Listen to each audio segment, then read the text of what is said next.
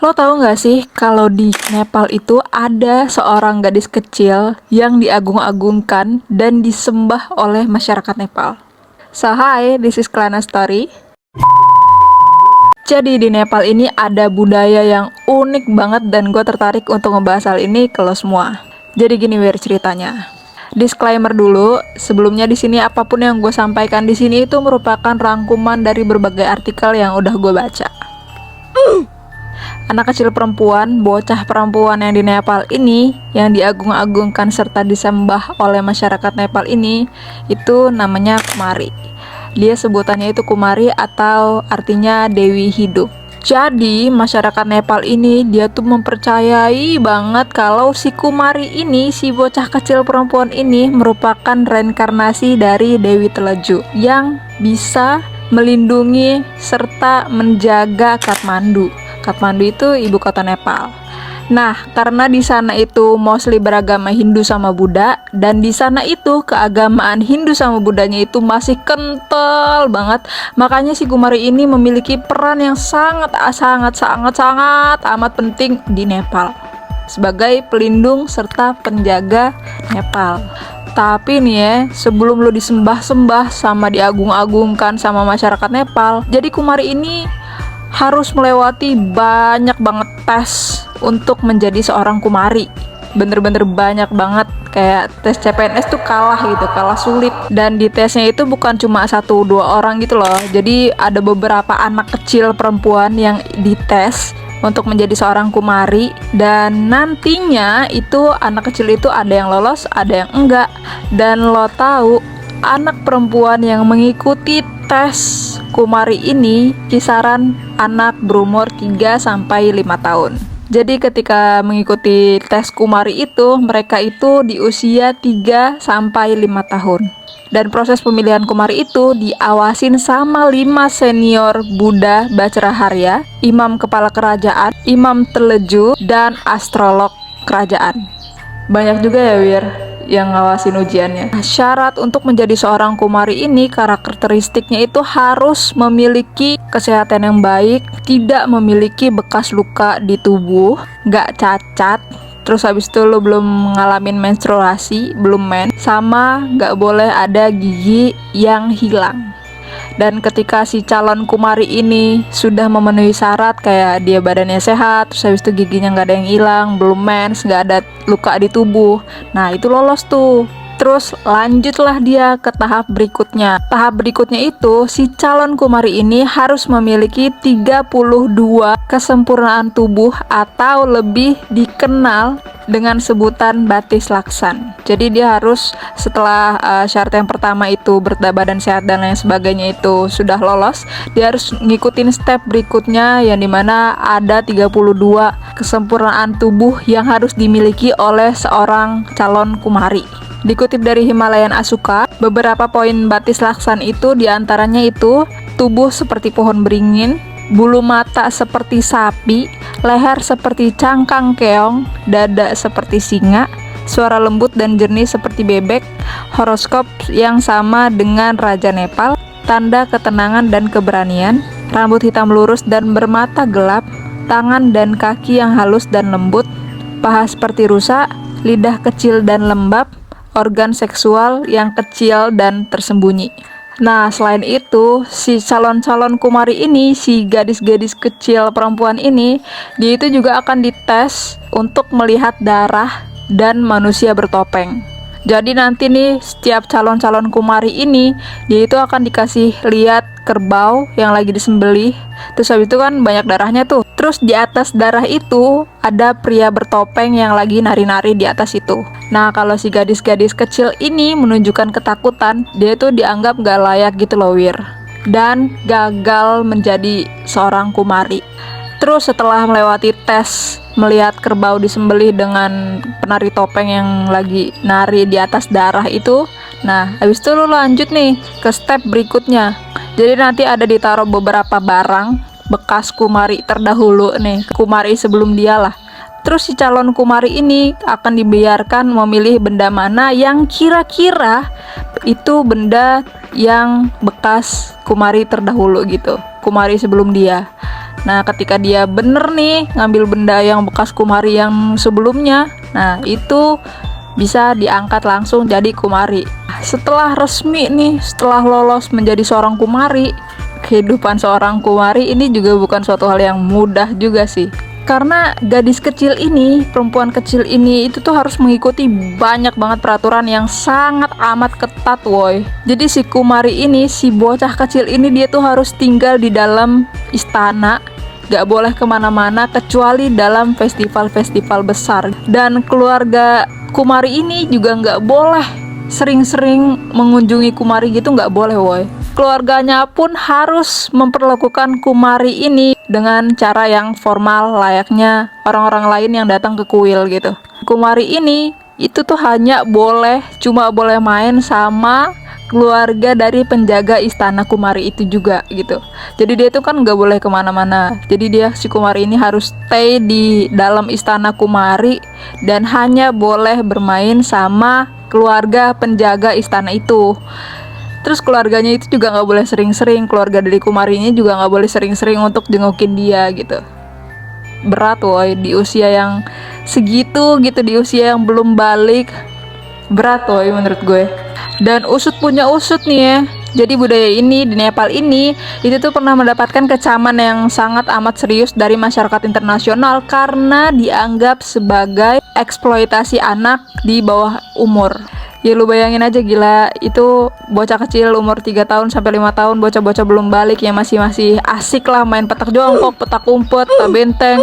Itu lagi pada asik banget main lari-larian kayak gitu-gitu. Tiba-tiba harus dikurung di dalam kuil, gak boleh kemana-mana, dan bahkan gak boleh nginjek tanah. Itu kan susah woy bagi anak-anak umur segitu. Mana Kumari itu kan gak boleh main sembarangan ya, dia cuma main sama keluarga penjaga kuil Kumari itu. Terus habis itu ya udah dia cuma tumbuh di tempat itu sama temen yang itu juga. Terus habis itu dulu itu sebelum mendapatkan kecaman dari masyarakat internasional, dulu itu Kumari itu dilarang sama sekali untuk mengikuti pendidikan formal.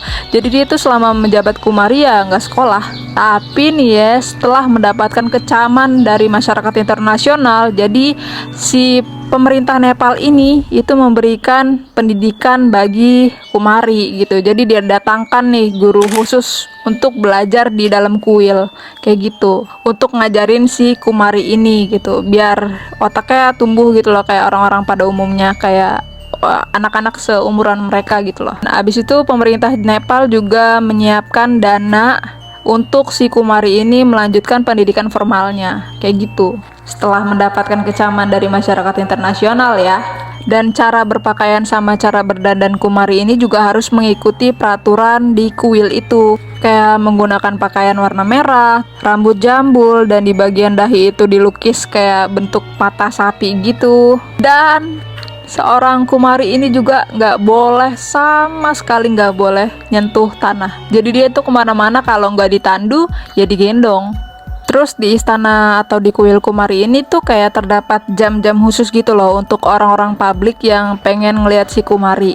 Nah, kalau si pengunjung kuil ini beruntung, dia itu akan berhasil melihat si Kumari ini lagi duduk di tahta besi lapis emas di kamarnya. Itu termasuk orang-orang yang beruntung tuh.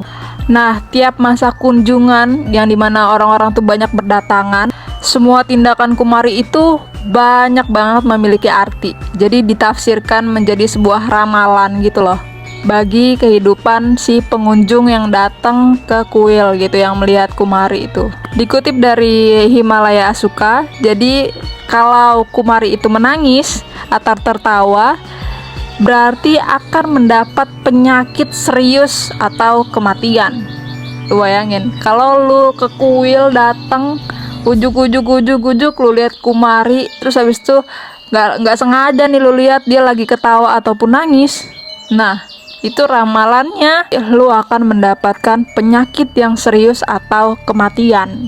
Terus ketika lo ngelihat si Kumari ini lagi ngucek-ngucek mata, itu berarti kan kematian itu akan segera terjadi dalam hidup lo gitu. Jadi ketika ujuk datang terus lo lihat Kumari lagi ngucek mata, was-was aja lo mau mati lo. Ramalannya kayak gitu ya.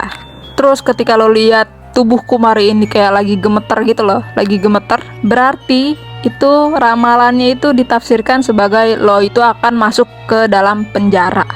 Dan yang terakhir itu ketika lo ngelihat si Kumari ini lagi memilih persembahan makanan, berarti lo akan mengalami kesulitan finansial. Terus abis itu di TikTok ini lagi rame banget kan, lagi rame banget orang-orang tuh bahas arti Kumari senyum, arti Kumari senyum. Arti Kumari senyum itu bagi sebagian orang itu berartikan kabar gembira gitu loh guys. Bagi sebagian orang mengartikan kalau itu kabar gembira. Tapi sebagian orang itu juga percaya kalau si Kumari senyum itu berartikan akan ada bencana yang besar gitu loh. Tafsir dari semua tindakan Kumari ini bener-bener gak ada yang bawa happy woy. Mending gak usah lihat Kumari gak sih, mending lu diem aja udah ngejogrok bayi di rumah. Kagak usah kemana-mana, kagak usah ke kuil Kumari gitu loh. Daripada lu lihat Kumari, terus habis itu lu lihat dia lagi ketawa, terus habis itu pulang-pulang dari Kumari lu langsung kepikiran, aduh gue mau mati nih gitu. Mending gak usah dilihat gak sih? Gak, sama sekali gak ada kabar gembiranya woy. Nah, karena Kumari ini bocah kecil yang dites itu tadi gue bilang kan 3-5 tahun itu bisa ikut tes Kumari kan. Nah, terus abis itu ketika si Kumari ini sudah mendapatkan haid pertamanya atau di tubuhnya itu keluar darah, maka dia akan menjadi manusia biasa lagi. Jadi ketika seorang Kumari, si bocah kecil ini sudah mengeluarkan darah dari tubuhnya, entah itu mens atau dia itu luka, dia itu akan dianggap sudah kehilangan kekuatan dari Dewi Teleju. Nah, makanya itu seorang Kumari yang sudah mengalami haid pertamanya, orang-orang yang ngatur rekrutmen Kumari itu akan buru-buru banget gitu loh, nyari Kumari yang baru. Nah, nanti pergantiannya itu jadi si Kumari lama ini harus keluar dari pintu samping gitu. Jadi nggak boleh lewat pintu depan, dia itu harus keluar dari pintu samping. Terus ya udah dia jadi manusia biasa aja kayak gitu. Terus baru si Kumari barunya ini baru masuk ke kuil itu gitu. Jadi intinya si Kumari lama ini pulangnya itu nggak boleh kelihatan sama orang-orang banyak, makanya dia itu lewat pintu samping gitu loh. Nah, setelah lengser nih dari Kumari menjadi manusia biasa, maka dia itu akan menjalani kehidupan yang normal. Jadi ketika lengser jadi Kumari itu tuh kan harus adaptasi lagi nih dia nih, si Kumari ini, si mantan Kumari ini harus adaptasi lagi dengan kehidupan yang ada internet, habis itu dengan teman-temannya juga, terus habis itu dia bahkan dari jalannya pun gue yakin mereka juga harus belajar lagi gitu, karena kan lama juga ya ditandu, terus habis itu digendong, nggak boleh injak tanah, terus tiba-tiba lo harus disuruh jalan lagi gitu. Itu kan suatu culture shock juga ya nggak sih? Dan itu bukan suatu hal yang mudah juga sih, karena kan cukup lama juga ya dia dikurung gitu, terus habis itu hanya bergaul dengan beberapa orang itu aja, terus habis itu tiba-tiba keluar, terus habis itu lihat orang-orang kok banyak gitu, pasti ya ngalamin culture shock gitulah. Ini ada beberapa nasib Kumari yang gue baca, nasib setelah menjadi Kumari gitu, mantan-mantan Kumari lah yang udah pensiun. Namanya itu Somika Boy Rajhasya, adalah mantan Kumari pertama yang mengenyam pendidikan sekolah formal usai masa kedewiannya berakhir. Setelah menjalani kehidupan normal, ia pun mulai menyesuaikan diri dengan bekerja sambil kuliah dan merasa bahwa kini hidupnya sudah baik-baik saja. Dari broadly yang dipublikasikan oleh Vice, ia mengakui bahwa kehidupan memang berbalik 180 derajat usai ia mendapatkan haid pertamanya di usia 11 tahun. Dia bilang, tidak ada lagi pemujaan, tidak ada lagi kunjungan orang-orang. Hidup yang aku dan keluarga jalani pasca Kumari begitu sulit. Katanya kayak gitu. Terus ada lagi dari Chanira Bachraharya. Dia juga kan mantan Kumari dan merasa bahwa hidupnya normal seperti remaja lainnya adalah hal yang sulit. Bahkan setelah bertahun-tahun masa Kumarinya berakhir. Dia bilang, bahkan sampai sekarang aku sulit jalan kaki dengan gerakan yang benar, karena saat masa kecil dulu, aku selalu digendong dan ditandu. Dunia luar benar-benar hal yang asing untukku. Kayak gitu kata Chanira. Dan konon katanya juga nih, mantan-mantan Kumari itu, dia itu sulit mendapatkan jodoh gitu loh. Jadi setelah besar itu, mostly dari mereka itu kayak merasa sulit mendapatkan jodoh. Entah kayak gimana mitosnya, tapi mereka merasa kayak gitu. Kayak gitu ya ceritanya. Dan lu tahu yang menjadi pertanyaan besar di kepala gue itu, kayak gimana caranya ngedidik bocah kecil yang masih demen main untuk lu diem ya, lu stay di tempat, lu kagak boleh kemana-mana, kaki lu kagak boleh napak tanah. Cara ngedidiknya gimana woy? Cara ngasih taunya tuh kayak gimana gitu? Lu diem di tempat gitu kan, sementara kan bocil-bocil kan lagi pada demen main ya. Kayak gimana cara ngasih taunya? Gimana cara ngedidik nih anak nih supaya bisa anteng terus gitu loh. Terus karena Kumari ini kan berbagai ekspresinya itu kan diartikan semua ya, berbagai tindakan Kumari itu ditafsirkan dan dijadikan sebagai ramalan gitu loh.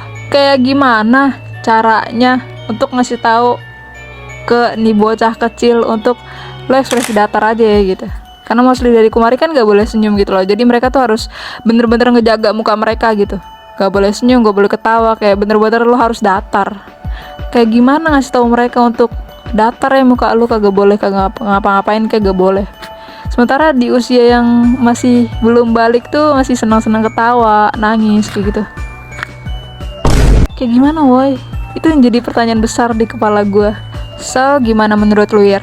Kayak kira-kira kayak gimana nih pendidikan yang mereka kasih ke Kumari kecil-kecil ini untuk mereka itu bisa diem, bisa stay di tempat, bisa muka datar tuh kayak gimana?